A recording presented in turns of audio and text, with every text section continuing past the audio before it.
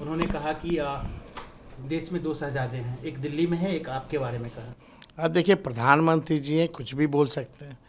वो पीरजादे हैं, पीरजादे का मतलब बुजुर्ग हैं, और हम लोग तो छोटे लोग हैं, उनका हक है, कुछ भी बोल सकते हैं। वो पीरजादे हैं, लेकिन सच कम झूठ ज़्यादा है। तो अब आए हैं दरभंगा मिथिला की धरती पे आए हैं, तो काम की बात होनी चाहिए। मिथिला के लोग बहुत प्रबुद्ध लोग हैं, वो काम की बात सुनना चाहते हैं, ना कि बेकार की बात सुनना चाहते हैं।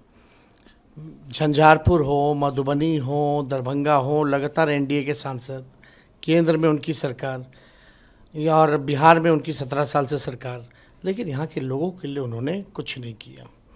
आए थे तो थोड़ा चले जाते, जो दरभंगा एम्स देख लेते कि क्या स्थिति है। लोग जाता है शोभन, ढूंढ रहा है एम्स कहाँ है, किसी को मिलता ही नहीं, लौट के चले जाते हैं लोग। पता नहीं प्रधानमंत्री जी को कौन जानकारी दे देता है कि एम्स बन गया है यहाँ। अरे ज़मीन तो हमने दिया था एम्स का 17 महीने में शोभन में, और डीएमसीएच का अलग से विस्तार का जो 2500 बेड का करना है, वो सारा हो रहा है डीएमसीएच का। लेकिन काम की बात जो है प्रधानमंत्री जी को करनी चाहिए। और इस बार जो है बीजेपी की हालत बिहार में एकदम टाइट है। लोग ऊब चुके हैं प्रधानमंत्री जी के झूठे वादों से, और लोग यही कह रहे हैं कि प्रधानमंत्री जी सच बोलिए। और लोग याद दिला रहे हैं गा गा करके, वादा तेरा वादा, वादा तेरा वादा, वादे पर मारा गया ये सीधा साधा देश हमारा। तो ये जो गाना है, ये लोग गा गा करके उनसे कह रहे हैं क्या हुआ तेरा वादा। बिहार को विशेष राज्य का दर्जा देंगे, विशेष पैकेज देंगे, विशेष स्टेटस देंगे, अटेंशन देंगे। कुछ भी नहीं मिला बिहार को, सौतेला व्यवहार किया गया बिहार के साथ। 39 सांसद भेजा, कुछ नहीं किया। अब आप देखिएगा, यहाँ हम लोग मिथिला में हैं, दरभंगा में, यहाँ मछली का, मखाना का कितना बड़ा इंडस्ट्री हो सकता है। कौन सा इंडस्ट्री लगा है यहाँ?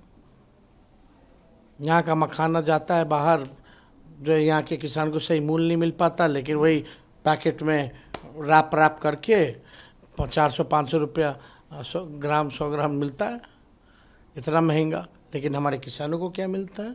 कुछ नहीं मिलता। तो इस इंडस्ट्री के बारे में तो उन्होंने कुछ ध्यान नहीं दिया। 10 सालों में कोई चीनी मिल शुरू नहीं कराया, जो ये वादा किए थे। क्या किया? एक काम नहीं किया बिहार के लिए। बिहार के लोग अब समझ चुके हैं, इनको अब जो है सबक सिखाना है भाजपा के लोगों को। ये बड़का झूठा पार्टी वाले लोग, बिहार जो है तय कर चुका है कि इस बार जो है इनको हराएंगे और केंद्र में महागठबंधन इंडिया सरकार बनाएंगे। आज मोदी जी ने पहली बार मैंने देखा यहाँ पे, इससे पहले भी बोले होंगे कि राजद वाले जो हैं अब सेना में जो है हिंदू मुसलमान ढूंढ रहे हैं। साथ ही उन्होंने ये भी आरोप लगाया कि हमें तो रेलवे के अधिकारियों ने कहा कि लालू जी इस ताक में थे कि उसमें रेलवे में भी मुसलमानों को आरक्षण दिया जाए।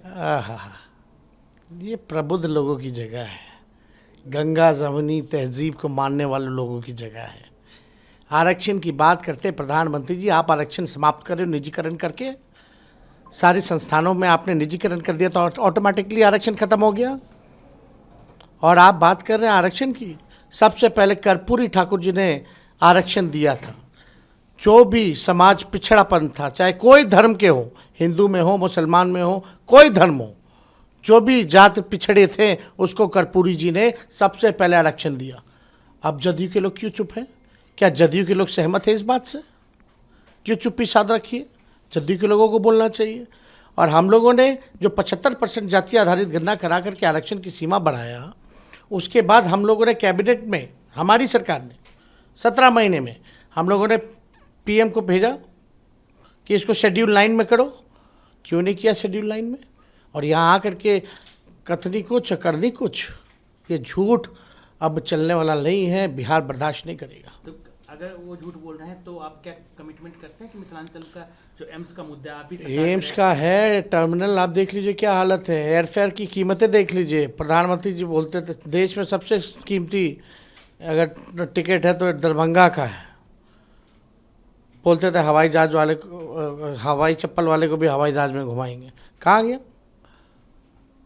गैस सिलेंडर जो है 400 पे रोते थे, बोलते थे नमस्कार करके जाना वोट देने, आज 1400 हो गया। आज क्या करके जाएगा? लौट के जाएगा, सब गैस सिलेंडर को दे के लौट के जाएगा बूथ के पास। अब मोदी जी के खिलाफ बटन दबाएगा। आप इतना घूम रहे हैं, अब तीसरा फेज नजदीक है, एक दिन बाद है, क्या माहौल है? माहौल बड़ा बुलंद है लोग, और एकदम बदलाव परिवर्तन लोग चाहते हैं। झूठ बहुत हो गया। हमने तो पहले भी कहा कि इस बार जो है बीजेपी का कुछ चलने वाला नहीं। बिहार चौंकाएगा, चौंकाने वाला रिजल्ट देंगे, और ऐसा रिजल्ट आएगा कि केंद्र में भाजपा की सरकार नहीं बनेगी। 2 दिन से हम देख रहे हैं आप काफ़ी दर्द में हैं, मतलब कई वीडियो भी मैं देखा गया कि हाँ नहीं, लगातार जो है हम लोगों का कार्यक्रम रहा, और अभी से नहीं, चुनाव से पहले से भी लगातार हर जगह जाना आना, ट्रैवलिंग वगैरह काफ़ी ज़्यादा हो गया है, लोगों से मिलना जुलना, तो उससे मसल जो है मेरा वो पुल हो चुका है। तो डॉक्टर ने तो हालांकि 2-3 हफ्ते बोला है बेड रेस्ट करने को, लेकिन कोई बात नहीं, चुनाव ही ख़त्म हो जाएगा तब तक। और यहाँ हमारी बात नहीं है, हम देश के नौजवानों की बात है, नौकरी की बात है, मुद्दे की बात है, बिहार की बात है, देश की बात है, संविधान की बात है, लोकतंत्र की बात है। तो पेन किलर खा करके हम जा रहे हैं हर जगह। देश से बड़ा थोड़ी है ये दर्द, जो देश के युवा जो दर्द झेल रहे हैं बेरोजगारी का, उससे ज़्यादा दर्द थोड़ी है ये। आप संविधान की बात कर रहे हो तो कसम खा रहे हैं, चिराग पासवान ही बोल रहे हैं जब कसम खा के कह रहे हैं जब तक हम जिंदा हैं, मोदी जी भी कह रहे हैं सारे, तो संविधान कैसे खत्म होगा? भाजपा के नेता चिल्ला चिल्ला के कह रहे हैं, किसी नेता पे कार्रवाई किया क्या? वीडियो डाले थे ना, भाजपा के ना नेता थे, और कौन थे? सारे प्रत्याशी बोल रहे हैं, सांसद बोल रहे हैं, ये बोल रहे हैं, वो बोल रहे हैं। अरे इन लोग गो का एक ही मकसद है, आरएसएस के एजेंडे को लागू करना, और वही काम में ये लोग लगे हुए हैं। हिडन ट्रुथ जो है इन लोगों का यही है कि संविधान को खत्म करना। आप पे और राहुल गांधी पे मोदी आज जो बोले हैं उसके बाद आप लोग भी कई बार बोले थे, लेकिन जिस तरीके से साउथ में प्रज्वल रेवन्ना का जो मामला आया उस पर क्या कहेंगे? बहुत ही शर्मनाक घटना है ये आहत करता है। मणिपुर में जो हुआ था वो दिल दहलाने वाला था, महिला पहलवानों के साथ था, वो दिल दहलाने वाले था।